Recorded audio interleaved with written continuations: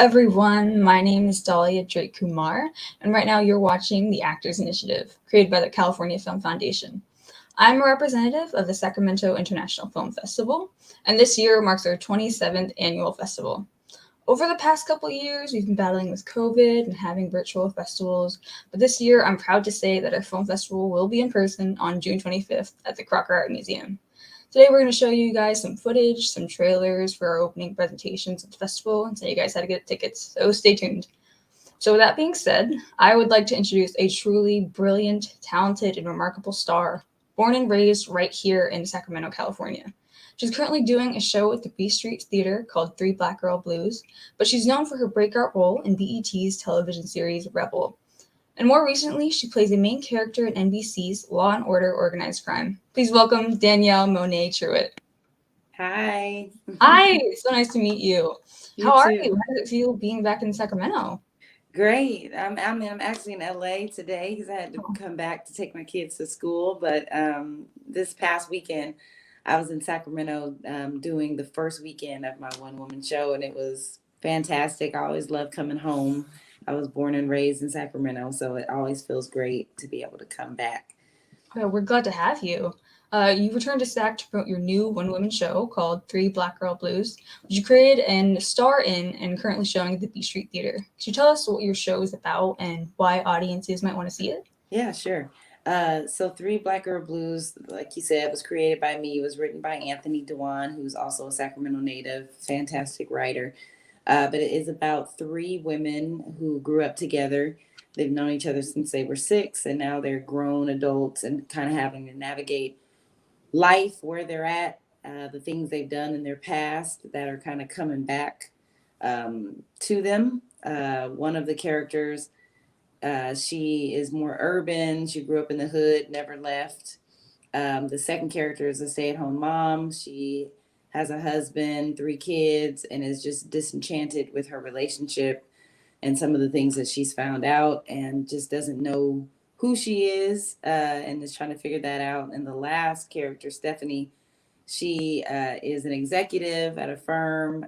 She has it all together on the outside, but on the inside, she's dealing, with some mental health struggles and things like that. So you get to see these characters confront themselves and navigate through adulthood and being a Black woman in this world and what that means. And you will laugh, you will cry, you will be angry. Like, it takes you through all the emotions, but it is a fantastic show. I can guarantee you have not seen a play like this. And I'm not just saying that because I'm in it. It really is a phenomenal show. And the audiences are absolutely loving it. We do a talk back as well after every performance. So you get to get more in depth with how the characters were created. You get to hear from the writer as well. So it's really awesome experience. That sounds amazing. Can you tell us how you came up with the concept of the show and what that process was like for you? Yeah, sure. Back in 2009, I believe, was in LA, and I called Anthony. We had been friends. We had worked together at the B Street Theater for several years before I moved to LA. And I called him because I wanted to do a one-woman show. I was looking for opportunities here in LA, and I've always been one to create my own opportunities instead of waiting for people to give me opportunities. So, excuse me. So I called him and told him I wanted to do a one-woman show, but I'm not a writer, or, I wasn't a writer then at least. And I asked him if he would help me, and he said, absolutely. So we started working on stuff. He would send me vignettes and different characters, and we just tried to figure out, how they all came together. But I knew I wanted a show that spoke to the Black female experience in this country and dealing with self-growth and self-realization. And that's what we came up with. And we started performing it in 2011. And we've performed it in New York. We've performed it in Kansas. We've performed it in LA. We've performed it in Sacramento a couple times before this time. But this B Street run is the biggest run that we've had. So it's exciting. That's great. I'm so glad it's coming to Sacramento again. Can we play a clip for a teaser just so we can get the audience excited for it?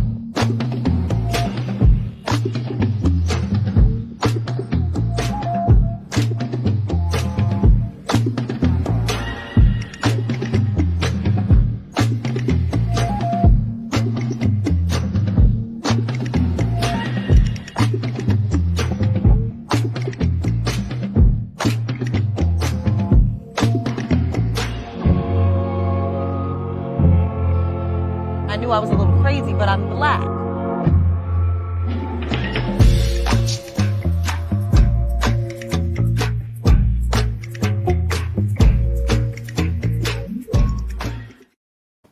Oh my God, that looks amazing. I'm so excited for it. You've already done a one-woman show at the Beach Street Theater before called Neat. Yeah, that was the first one-woman show I had ever done. And it was by Charlene Woodard, and it was a story about her family. It was about her and her experience with her aunt who had some mental disabilities, and it was a beautiful story. I actually played like 27 characters in that show, so it helped give me the confidence to know that I could, do something like this for myself. Wow, 27 characters. That's amazing. How does it feel like coming back to Sacramento after you have like a very accomplished name? Like you've obviously won Ovation Awards, the NAACP award. Like, does it feel different now that you have like a more established name, or what feels different and what feels the same? I mean, being nominated for awards and stuff, it's awesome. It's fun. But to me, there's nothing like being at home and being with your family and friends and performing, work that you created, with someone else. That's where you're from. Like, to me, that's what it's really about.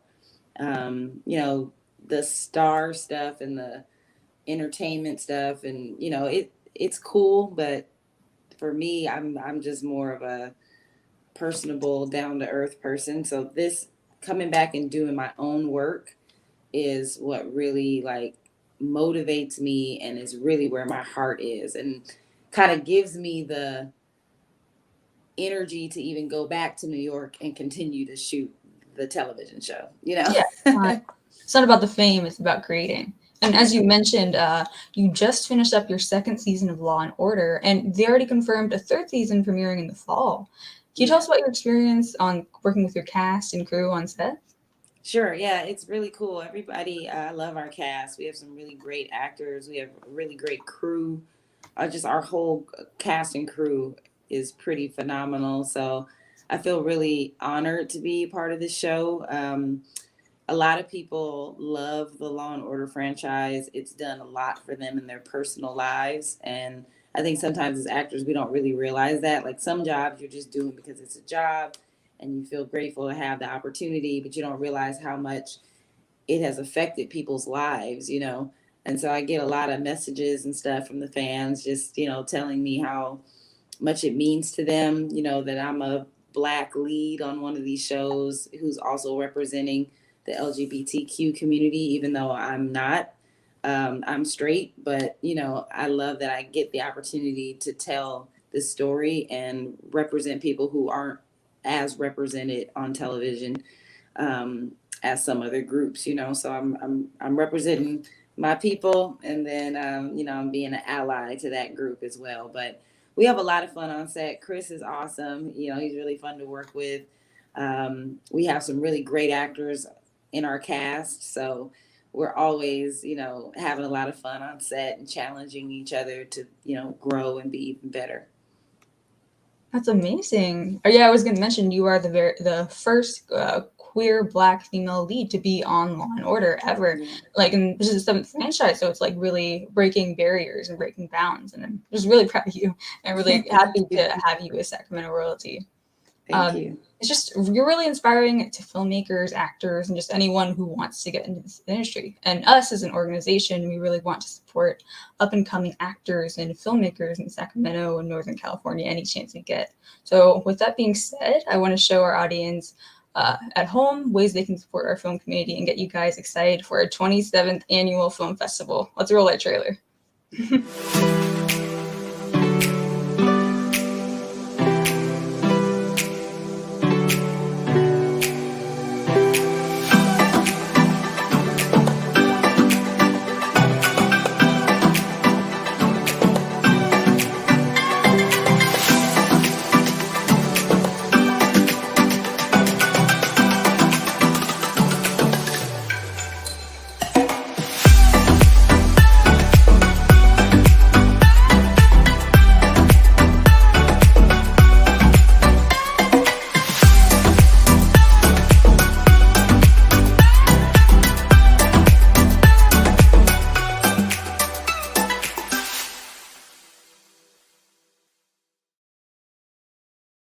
I'm really excited for this year's film festival, and I hope you guys are too. We have a lot in store for you. So let me take some moment to ask you, what's your favorite memory from Black Girl Blues so far? Oh wow. There's so many of them. I think my favorite memory would probably be when I performed it in LA a few years ago. I think about 4 years ago.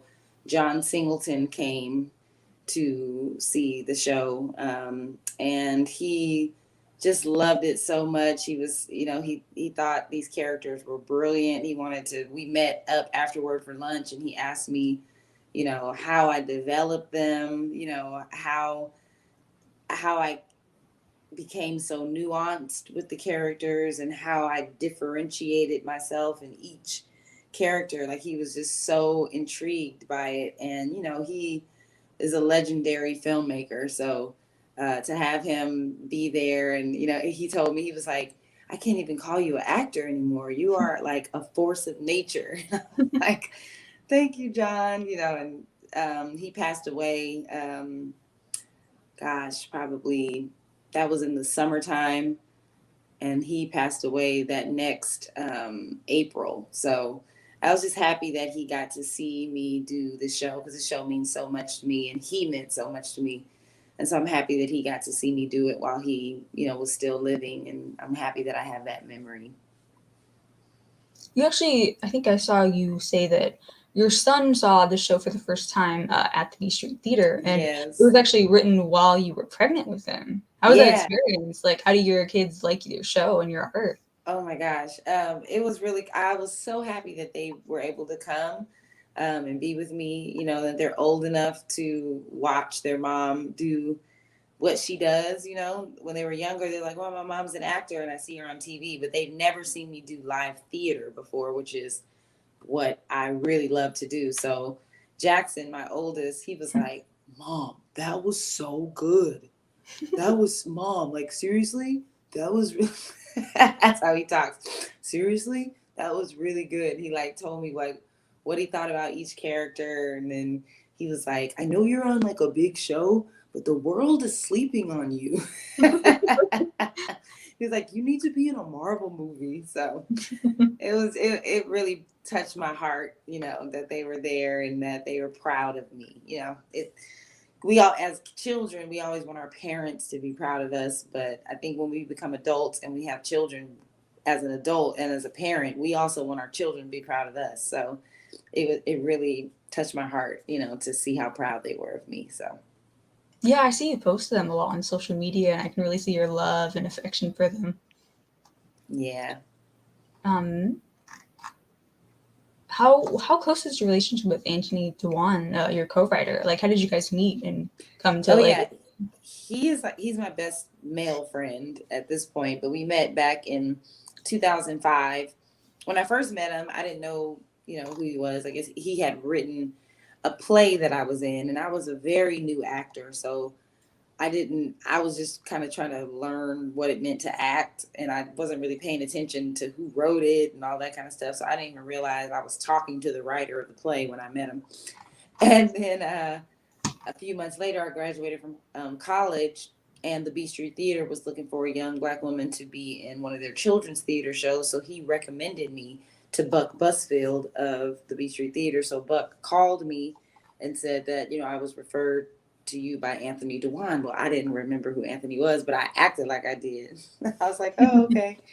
And he's like, he said you're a great person. And I was like, okay. So then we started rehearsal, and Anthony was in the play as well. So I was like, oh, you're Anthony Dewan. And then from there, we just built a friendship, and we've always just had like a great platonic bond and a respect for one another, for our artistry. And, Anthony, he's seen stuff in me that I didn't even see in myself, because I didn't start acting until I was 19.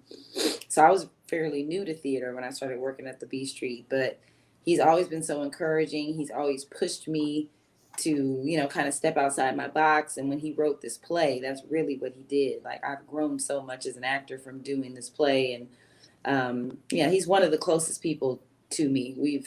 I married him and his wife I officiated their wedding.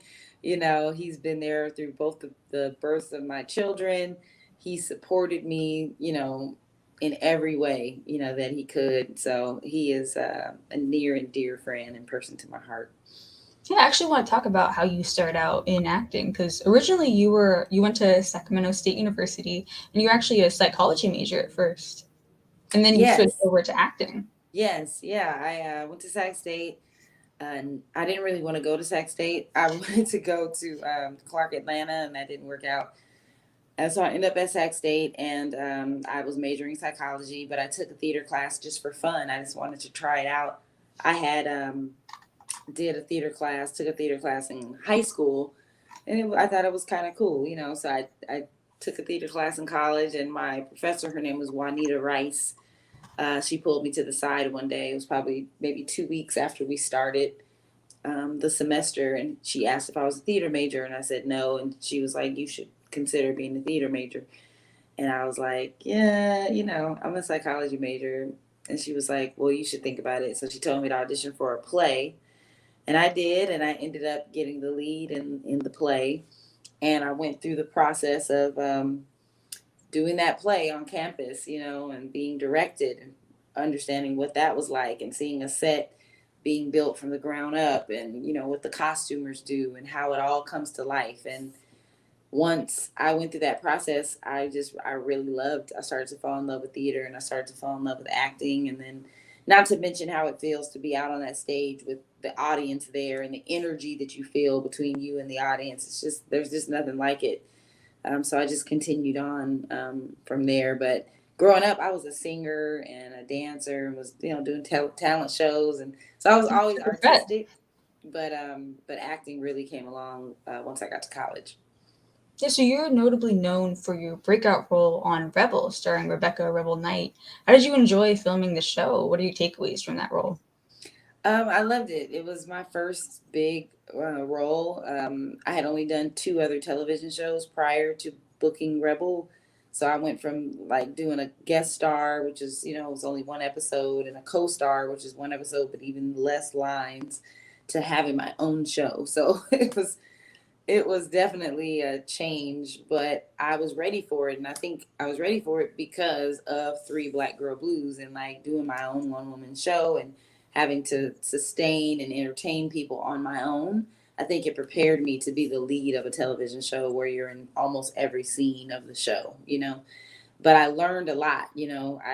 It was like a grassroots type of thing, and I got to fail and make mistakes and figure out, you know, what does it mean to shoot a television show? What are the things you're supposed to do?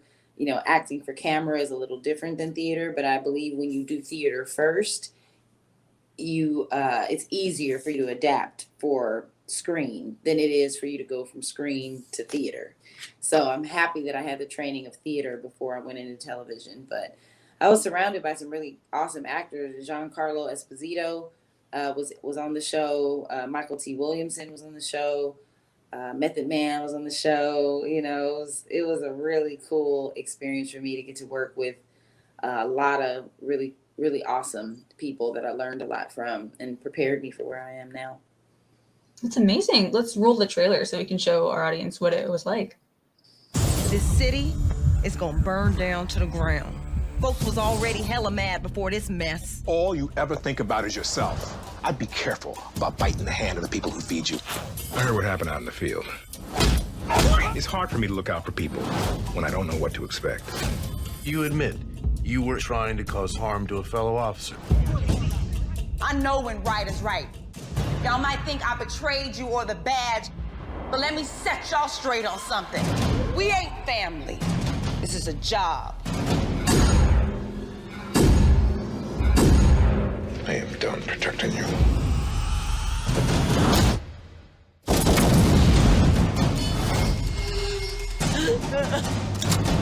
Allegiance to badges. I pledge allegiance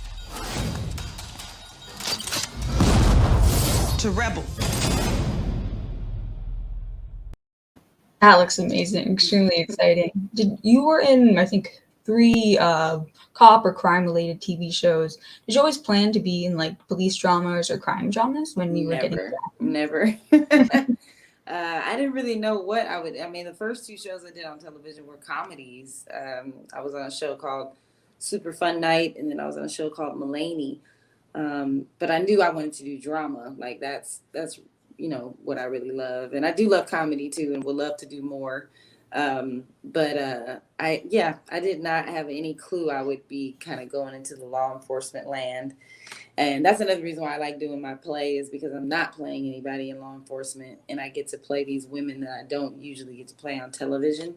So you kind of get to see different sides of my acting, and my goal is, I'm working on some other things so that I can play some roles outside of law enforcement, because I don't want to get stuck in playing, just that. But it's definitely been a blessing to play these women. And I always say, how does it feel to play a cop? I'm like, I don't know, because I'm just playing a human that happens to be a cop. That's just her job, It's just her job. She's more than a sergeant, so.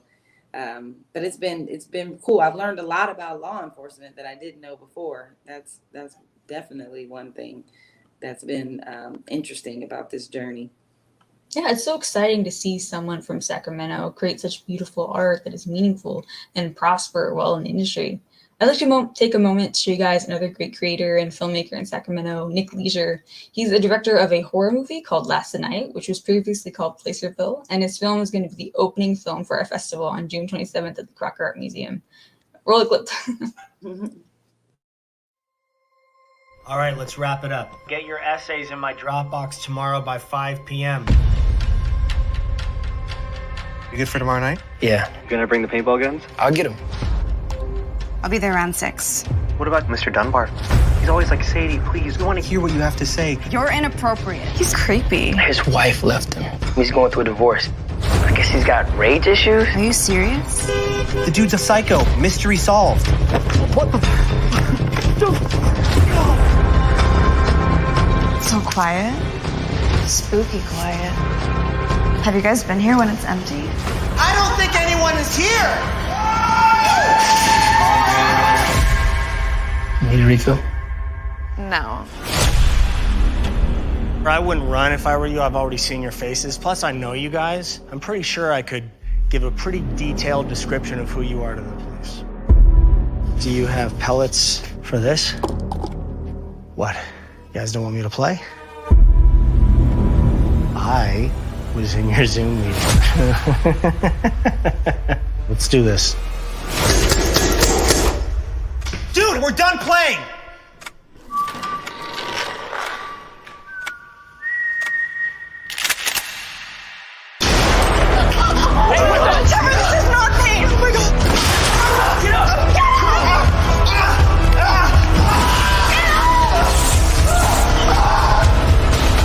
There's one thing that you learn from my class, it's manners.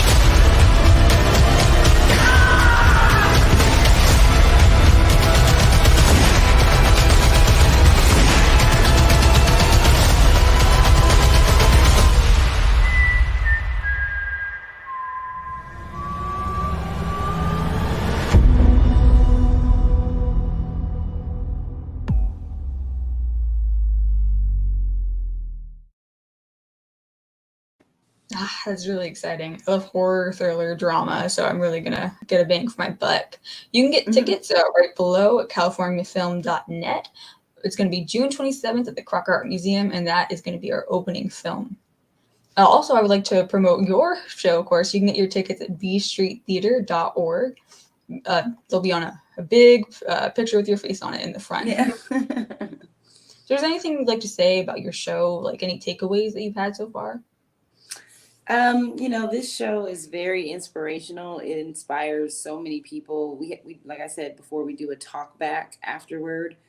And the things that people say that they get from the show is like amazing. Like everybody who sees it, no matter what race you are, how old you are, whatever background you're from, like you are going to see yourself or a lot of people in these characters. So, and it's just been great to have our project be able to be featured on the B Street stage. I mean, to be honest, there hasn't been any Black creators that have had the opportunity to premiere their work on the B Street stage, on their main stage. There hasn't been any Black artists from Sacramento that have got the opportunity to do that. So me and Anthony are kind of making history with this, with this play. And it's bringing a younger audience out to the theater, which I think is really important. A lot of times you go to theater and it's just a lot of old white people at the theater and you're like, I don't know if I belong here, but this play shows everyone that we all belong in the theater, and there's a place for all of us there. And it's a community and a place where people come together to, sometimes to heal, sometimes to just be entertaining, to just be entertained. But I know that my show, it definitely inspires. It's definitely a place that promotes healing in people and helps them, come to terms with maybe some things they need to in their personal life. But it's this is a passion project and a purpose project for me. It's not just for fun. It is fun, but it's not just for fun. And I really believe I'm making a difference with it. So anybody that chooses to come, it's definitely going to be time well spent. But get your tickets soon because it was almost sold out. Thursday, Friday, Saturday, and Sunday. Last shows you can get them at bstreettheater.org. And let me actually correct myself. I said tickets for our film festival are you get them at californiafilm.net, and it's actually on the 25th, not the 27th. Sorry, but please go see her show. It's an amazing woman. You can see it at bstreettheater.org. There's only 4 shows left, so you need to get them now. And it's such a pleasure having this conversation with you and hearing your voice, seeing your point of view of life. It's amazing to meet you. Thank you so much for coming. Thank you. Amazing to meet you too. I'm very happy for you guys and what you guys are doing for the Sacramento community and film. I think it's really important that we continue to put art into our city. So thank you so much for having me. Yes, of course. And let's roll out.